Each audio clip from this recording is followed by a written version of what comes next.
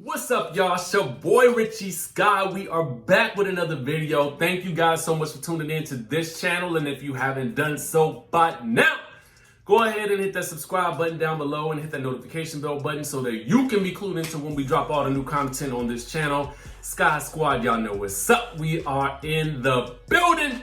We're going to be discussing Love and Marriage Huntsville. We're going to talk all about this episode, okay? This is the special delivery part 1, okay? And it's all about the Holts. Listen, all about the Holts, okay? Last bit of this episode, all about the Holts, okay? Now, not shocking, you know, they got the personality, they got the most drama going on with them. So, you know, to me, I guess it's worth it. You know what I'm saying? I want to start off by saying that I love the intro to this episode. I am loving it.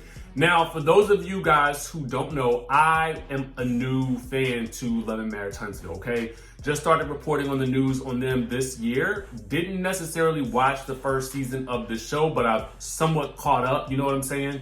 And so as we're diving into this new season, you know, we're going to be talking about all of the drama that surrounds all of them, as well as the news, as well as what's going on in the episode, okay?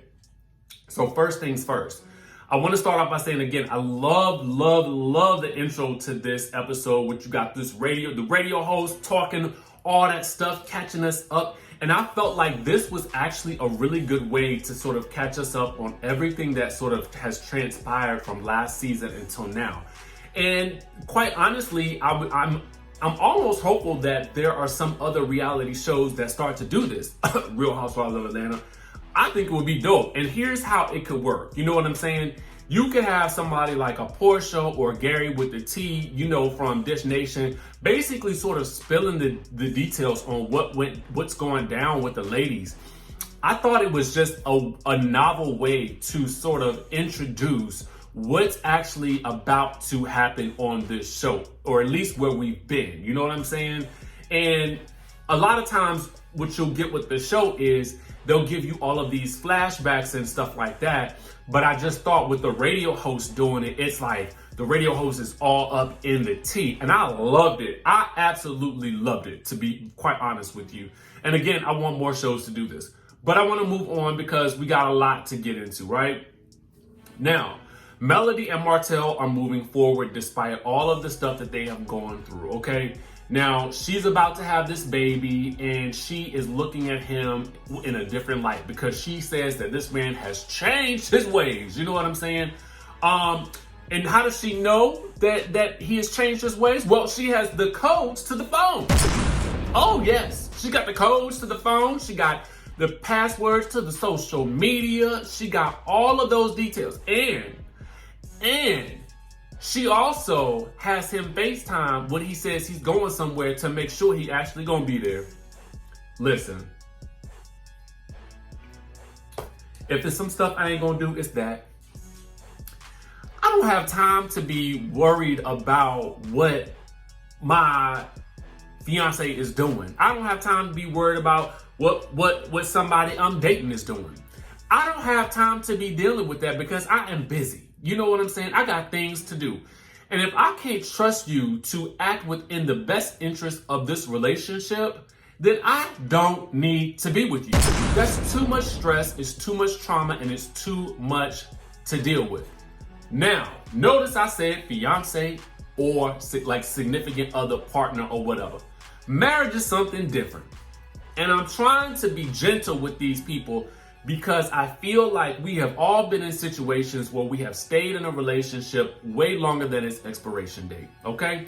We have stayed in a situation because we are determined to make it work because you, at this point in time, have kids, you have homes, you have businesses, you know, so whatever entanglements you decide to get into outside of that, you may want to just work through them because it might be cheaper to keep them. I mean, that's the bottom line. Cheaper to keep her or cheaper to keep him. Whatever the case may be. And because I'm not yet married, you know what I'm saying? I don't necessarily know all of the investment that goes into being with someone. But especially for women, I would imagine it's a very different thing because she has bore his children. So I think that that's something that's really important to remember as we kind of proceed throughout this, because I kind of feel like it's also important to recognize that she has an estranged relationship with her father. So I'm sure it's equally as important for her to try to do whatever she can to make sure that the kids have a great relationship with their father. But also, too, he is dealing with some trauma of his own in the sense of an absent father as well. What in the world? You know what I'm saying? But it's a story that's all too common for a lot of us. So I'm trying to navigate this with a level of sensitivity, because I do believe that these are people who are just doing their best to do their best. Now, I also believe there's some glamorization there. There's some extraness there. There's some we are reality TV stars stuff going on there as well. But for the most part, you know, I'm gonna approach this season as if I am looking at two people who are trying to make their marriage work. Okay, that's how I'm gonna look at it, because otherwise I wouldn't be able to get through it. All right. Now, he doesn't want to talk about the mistress, not to nobody, not to the cameraman, not to Carlos King, nobody. And he's apparently called her a peasant, okay? A peasant. It's very convenient for the person who was cheated to not want to talk about their indiscretions, okay? That is very convenient, because they want to just forget that it ever happened, okay? And they would like for everybody else around them to forget that it ever happened too. Unfortunately, we can't forget that it happened because of a couple of things. One, you weren't just entangled with this woman. You apparently, allegedly were funding her lifestyle, from what I understand. Now, again, allegedly. And so to me, that's even more of a betrayal, because you wasn't just, you know, getting it in. And I try to look at intimate indiscretions and cheating in that regard in one way, but I look at the financial aspect of what you were doing when you were actually paying for this lady's lifestyle. Now you taking away extra bread for the family? Like, yo, that's equally as effed up. You know what I'm saying? And I just don't understand how she's able to move past this. But shout out to Melody for, you know, trying to make this whole situation work. I don't get it, okay? Sidaric comes over to help with the baby room. And of course, he actually knows the side chick, the entanglement woman. You know what I'm saying? He knows her. And he was also surprised that Martel was with this girl, okay? Now, the girl has declined to be filmed. Who wants to be the mistress? Unless you're on Love and Hip Hop, okay? In that case, you can make a name for yourself as the mistress. You know what I'm saying? Mistresses be winning on Love and Hip Hop. So I don't know why that girl ain't thinking ahead like the mistress is on Love and Hip Hop, but apparently she's developing some scruples, okay? I don't know what the deal is. Whatever the case may be. She ain't trying to be appearing on camera at all, which is sad for us, because that leaves an extra layer of drama that we don't get to witness, okay? Martel is in therapy, as he should be. Of course, as I stated before, he is talking about his dad who was not around. And this is very important for him to digest and dissect with this therapist, because I feel like it is the crook of his issues in general, you know, with regards to how he is treating his women in his life, okay? His side piece, calling her a peasant, as well as the mother to his kids, okay? Now, they end up arriving at the baby shower, okay, in a white horse and carriage, because they are extra. My thoughts on this is, it's your event. Do what you like. Spend your money how you like. If a white horse and carriage is the way to do it, you're on TV, you might as well make the best interest possible, okay? The whole thing did give me very Phaedra Parks and Dwight vibes, you know what I'm saying, with how it was done and overdone and all that good stuff, but I'm here for it, okay? Make some good television, okay? Make some good television. That's why y'all still on this. That's why y'all getting season after season. Make some good TV, girl. You know how to do it, okay? We meet new couple, Destiny and LeBaric, okay? We learned that Destiny is 9 weeks expecting, okay? She chooses to let Melody know during Melody's baby shower. I don't know if she was trying to create a moment, but I do think she was trying to create a moment with Kimmy, okay? I felt like, and I don't blame her. Listen, When you come on this type of reality show like this, you have got to make a name for yourself, and the best way to do it is by ruffling one of the main cast members' feathers, okay? And the best person for her to do that with would have been Kimmy, because Letitia is not in this episode because she was not invited to the baby shower, okay? We'll get on that in just 1 second, right? So Destiny takes this opportunity to confront Kimmy about some stuff that Kimmy has said after LeBaric had questioned some things about the comeback group, okay? Now, Kimmy, in her defense, she simply said, I don't know her. She pulled a Mariah Carey and said, I don't know this woman. Okay, so she didn't. And all she said was the man's chicken was good from his restaurants. So at the end of the day, she ain't say nothing crazy, but I understand why Destiny did what she did, because she needed to make a moment in order to get some camera time, in order to get herself a spot on this show, okay? So shout out to you, Destiny, for trying to do what it do and make it work and get yourself known, okay?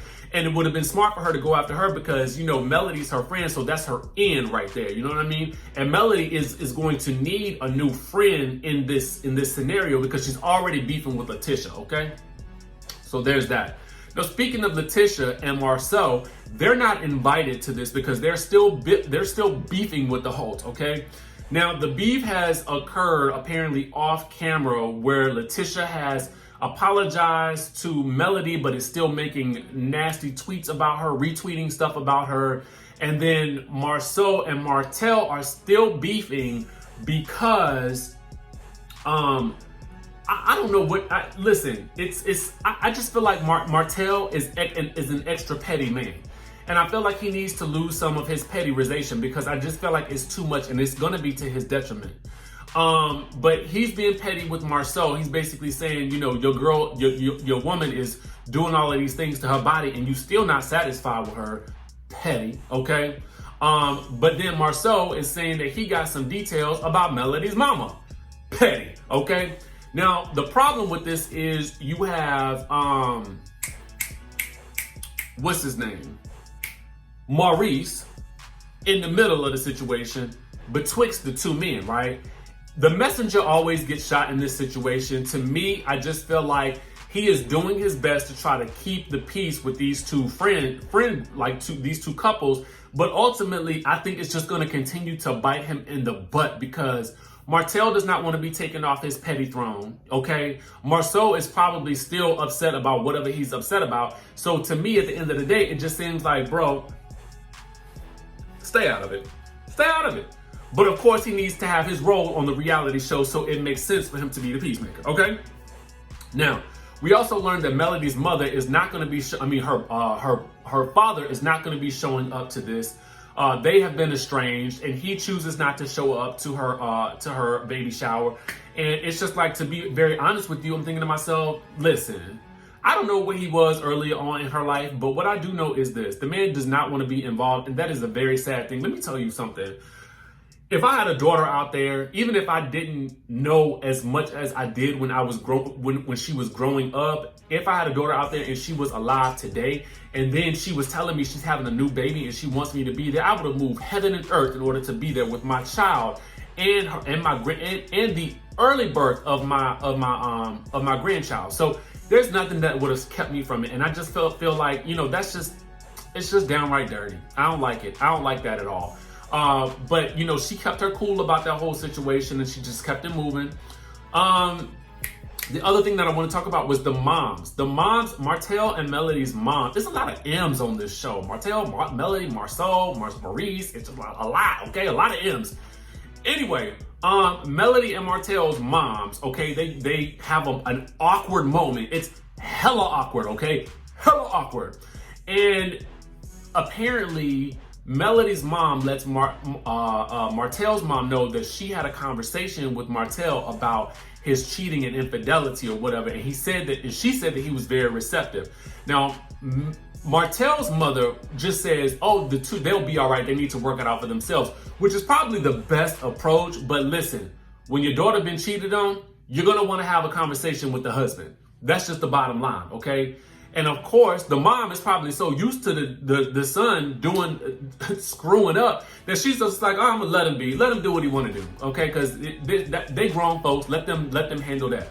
What do you guys think? Do you think that the moms should ever get involved? When I look at the moms getting involved with like A1 and Lyric, I'd be thinking this is making the mess worse. You know what I'm saying?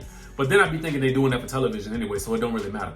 But what do you guys think about this whole situation? I kind of feel like the parents should always maybe stay out of it and let the kids work it out on their own. But then when something traumatizing like that happens to your child, how do you stay out of it? Anyway, I'm looking forward to the next episode of this show. It's something I really like about it. I don't know what it is, but I find myself really drawn into this. So shout out to you, Carlos King, for creating some more quality television for us to watch, especially during these crazy times. Now, let me know what you guys think about this whole situation. Comment down below. Let me know your thoughts on the episode. And with that being said, make sure you guys subscribe to the channel, hit the notification bell button. Y'all know what's up. I'm going to see you in the next video.